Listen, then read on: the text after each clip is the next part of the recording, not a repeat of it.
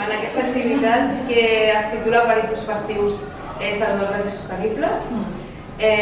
Aquesta activitat la fem dins d'un projecte europeu que es titula Eat Life. Això significa que ha rebut fons del programa LIFE de la Unió Europea i nosaltres el que busquem amb aquest projecte és contribuir a les estratègies de la Unió Europea, en concret una que es diu de la granja a la taula, que el que busca és fer que l'alimentació arribi a tothom, una alimentació saludable i sostenible, que sigui segura, que es redueixi el malbaratament alimentari, que la petjada de carboni dels aliments sigui menor. Llavors, és molt important per nosaltres que tothom que ha vingut al taller signi conforme ha vingut i que quan marxeu feu una avaluació, hem deixat allà uns QRs, que feu l'avaluació de què us ha semblat aquesta activitat. I ja està. Doncs la periodista és la Mercè, ella és dietista nutricionista que té una mirada molt sostenibilista cap als aliments. Ja veieu que esteu una mica dividits en grups. La idea és que quan ens vam plantejar fer aquests aperitius, amb la Mercè, sempre que ens posem a pensar, sempre és com que ens demanen farem 2 aperitius i nosaltres avui farem més de 2 aperitius. Llavors la idea és que cadascú farà un aperitiu diferent. Teniu aquí la recepta amb les instruccions, nosaltres anirem passant per les taules per donar-vos un cop de mà. Tenim també les safates i els plats per presentar el que preparem i llavors la idea serà en aquella taula d'allà, si ens hi cap, no sé si ens hi cabrà, ja ens ho muntarem, és fer les presentacions i gaudir tots dels aperitius que preparem. Llavors, com que cada grup estarà immers en la seva recepta, la gràcia seria, depèn del temps que tinguem, és que cada grup expliqui una mica com ha fet aquesta recepta, el grup que la tasqui o que... I és una mica això, és treballar una mica en equip, però cada un fent un dels plats. Llavors, hi ha dos aperitius que són tipus tapa.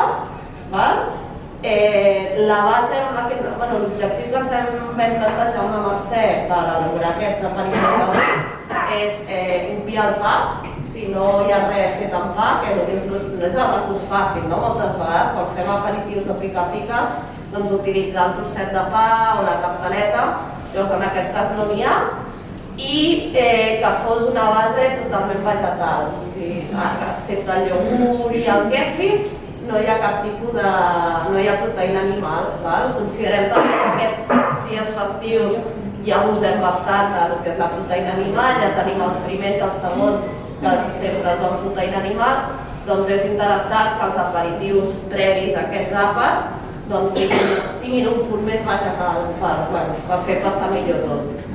A més de tot això que diu ella, hi ha una vessant de temporalitat. Llavors aquí els productes que s'utilitzen són de temporada. L'amanida és una amanida diferent a la d'estiu. Veu que la magrana, que incorporem fruita, genera una amanida una mica diferent a el que és d'estiu, perquè hem de tenir en compte la temporalitat dels productes. I aquí hi ha un aperitiu que està fet amb cigró, que també és com per idea de potser reaprofitament de cigrons que ens hagin sobrat en algun àpat anterior, o també com saber incorporar proteïna vegetal dins dels àpats, que ja sabeu que ens van dir que consumim excés de proteïna animal i a vegades diem, llavors no tinc prou receptes o prou sortir a la llegum. Jo crec que com que tenim una hora justa, la idea és que ens posem a fer feina, cada grup vagi el més pim-pam que pugui. Només un detall, que sí que cada recepta és individual, com per exemple la vostra recepta, que és una olivada i elles és una crema, és el topping que servirà per complementar el que ells faran aquí. Que ja ho heu de saber. Sí, mireu, us expliquem. Nosaltres ja portem el que deia, el substitut de les torradetes són unes lonxes de moniato, que el moniato ja està cuinat, el portem ja cuit del forn, està fet al forn. Ells el que faran és anar-lo passant per la planxa perquè quedi una mica més cruixentet i ja serà la base dels montaditos que aniran al paté que fa aquest grup i el paté que fa aquest grup. I després, a més, aquí ja han repartit uns tòpings per acabar de decorar aquest montadito. Llavors aquests tres heu d'anar al final a coordinar-vos per acabar de fer el muntatge, que el posarem en unes safates i els posarem en aquella taula d'allà. Vosaltres feu una amanida, llavors vosaltres podeu ser totalment independents. Si a algú li falta algun ingredient, penseu que potser és que hi ha una altra taula que ens ho pregunteu, perquè, jo què sé, la sal l'utilitzem. Sobretot, si teniu algun dubte, doncs ho pregunteu. Si el que dèiem, una última cosa, si comencem a llegir la recepta, hi ha receptes que ja tenen el prep, per exemple, elles, ja amb els primers passos, que és coure la coliflor, ja està cuit. Llavors ja passem a passos següents. I sí, llavors ara jo sé que anem a les taules i les seguirem.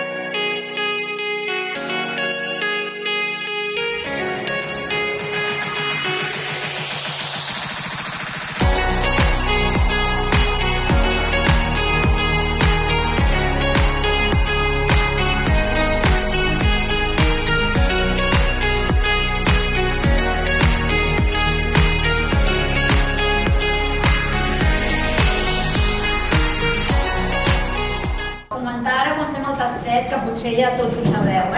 A l'amanida no se li ha posat la vinagreta perquè porta mostassa i que cadascú... Hi ha algunes que en porten, altres no. Sí? Algunes sí, algunes no. Doncs segons les que porten no porten. De les boletes de cigró també no porten res de sal i la gràcia és sucar-les amb la salseta. La salseta està feta amb oli, vinagre i salsa de soja. És una salseta potent.